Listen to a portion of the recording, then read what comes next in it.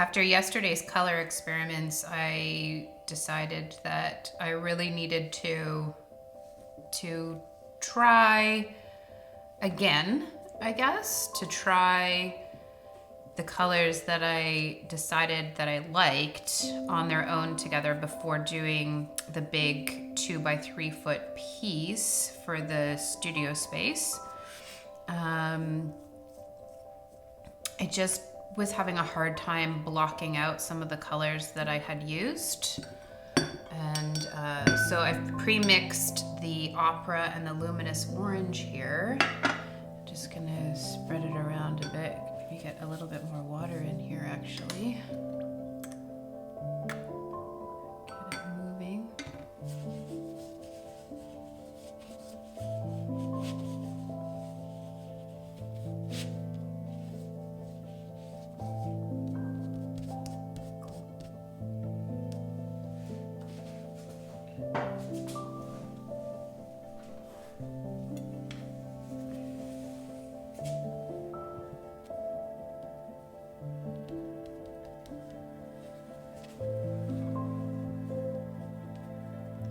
I'm gonna mix the beige.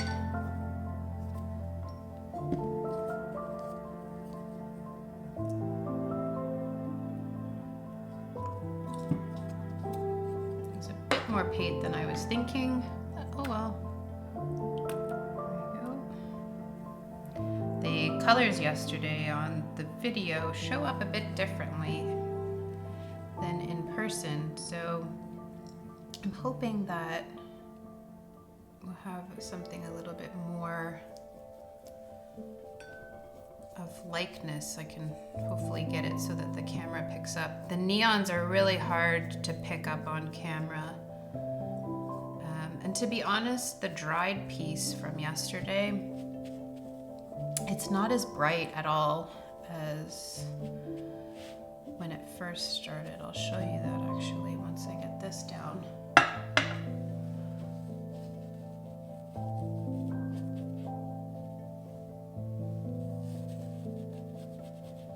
I really like it when the beige mixes here with the pinky orange. And also I think that's probably part of the reason why it's not as bright. Once the colors mix together, it sort of lightens up a bit.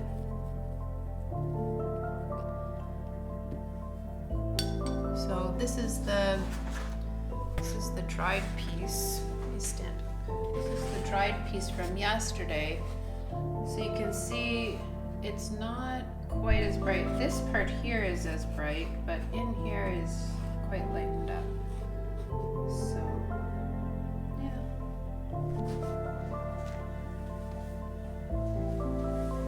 so I think the other thing I was thinking about is that I do want to pour a little bit of the yellow.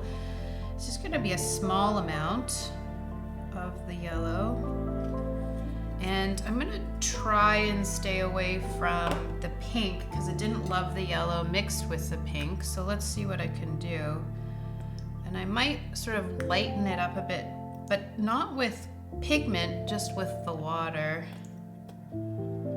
See what we can do here. I'm thinking on this piece, maybe I'll pour it here, trying to stay away from the pink a little bit. If it mixes a little bit, no problem. I'm gonna try and, yeah, we'll see what happens here. I'll lay a little bit down first. There. Maybe a little bit right here. Yeah, so that's kind of interesting. Still liking it.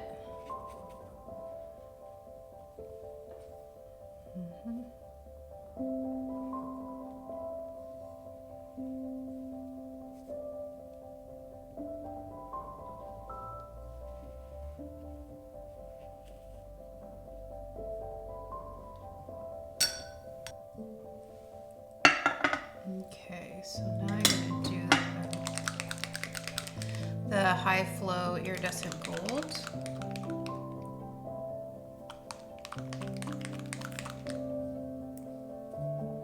Oh, broke it again.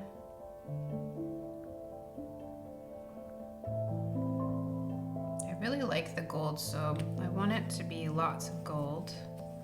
So that definitely did that, this go around. Might move some of it a bit.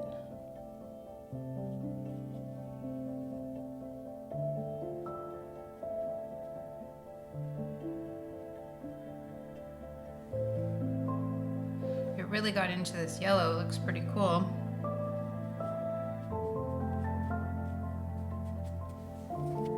Because I liked the gold so much, I'm going to try some of this gold pigment powder as well. Just sort of putting it into the already wet spaces.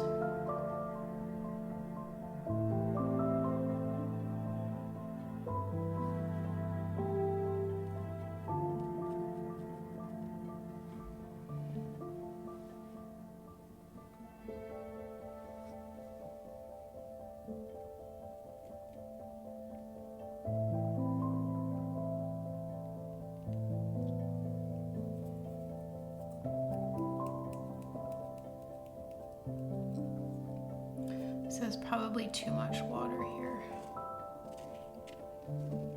Spread it around a bit.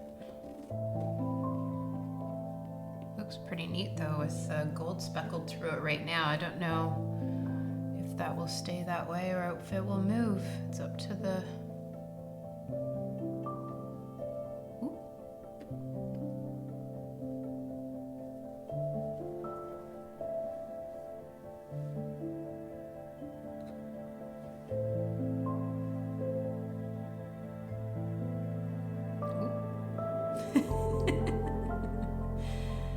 Okay, a little carried away, but that's fun. Okay.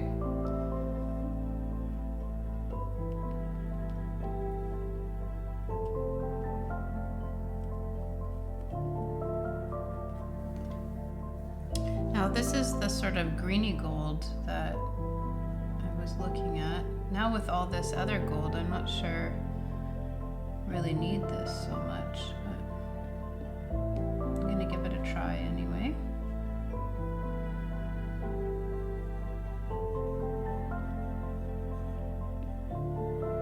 It does add a different color slightly, which is, it looks especially good here in this yellow.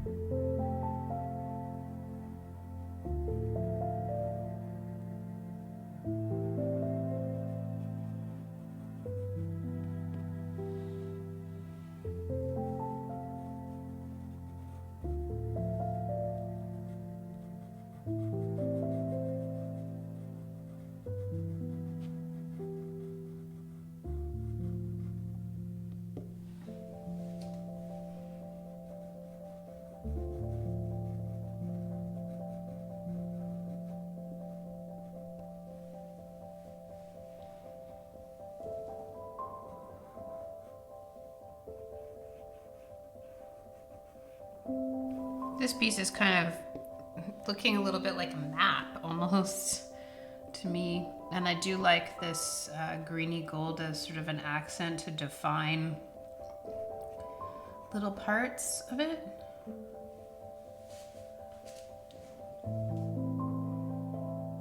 Let's see how it looks once it dries as well, because sometimes, you know, that changes things.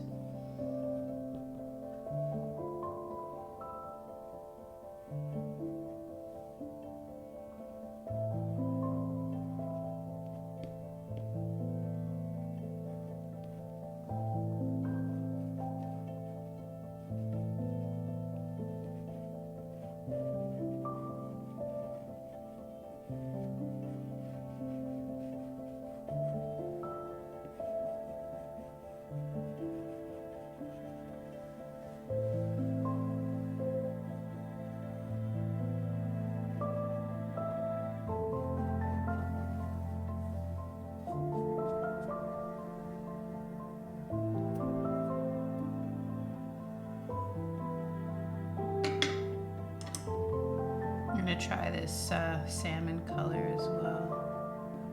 I don't really think this one's maybe as necessary, but It'll add some different dimensions, so I want to give it a try, see what I like, see if I like it.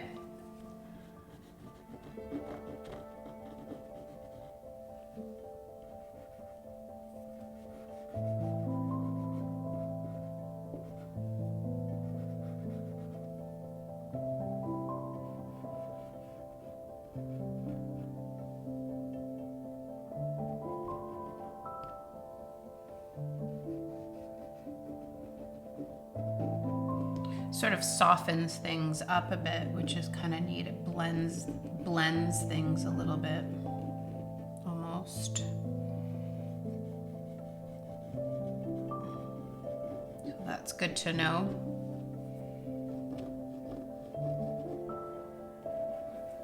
Okay, so for the wine red, which is a bit of a kind of, it's got a pinkiness to it for sure, but it's definitely,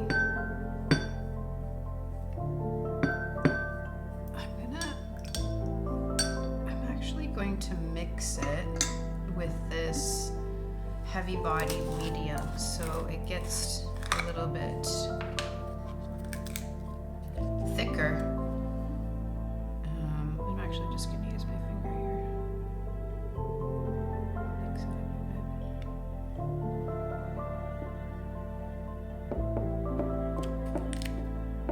bit. I shouldn't have used my finger. Like the feel of it. Let's see how that goes with that much paint.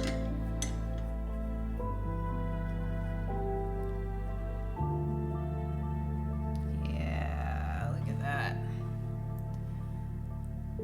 So fun. So I probably made a little bit too much for this particular piece. Hate paint going to waste, but so normally I just kind of use it up, but here, okay, now I'm definitely going to use my finger, and where I'm thinking I'm just going to put like one big blob somewhere. And this is where it's sort of calling to me, so I'll just try it, see how it goes.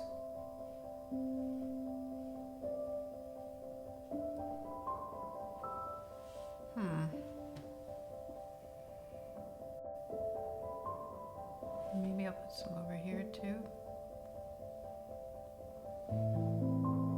And a bit here. Yeah, this is too big a blob here. Okay, good to know. Maybe I can take some off. Nope. This kind of looks like one of those wax stamps.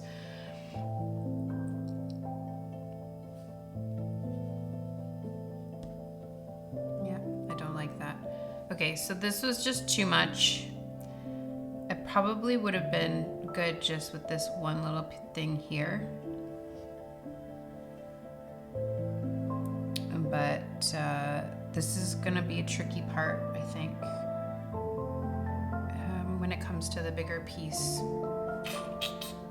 Because I think it's just like, needs to be in one spot, and that's it.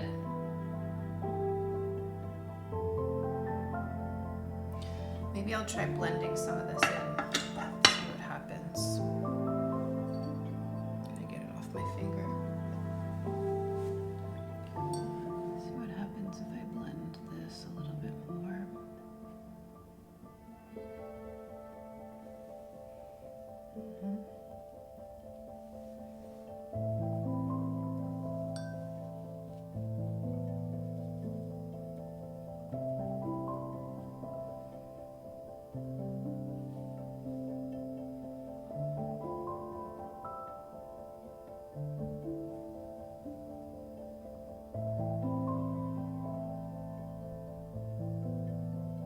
It's a bit better, but still in too many places in my opinion. Maybe if I had just left this one and sort of blend this one spot here and sort of blended it out a bit, I would have been happier. But this is my favorite look right here. Anyway, you can't really plan for intuitive art. You're just letting the colors go where they go. And you can have an idea and help them move, but you don't necessarily know where they're gonna go exactly. So now I'm gonna try this green.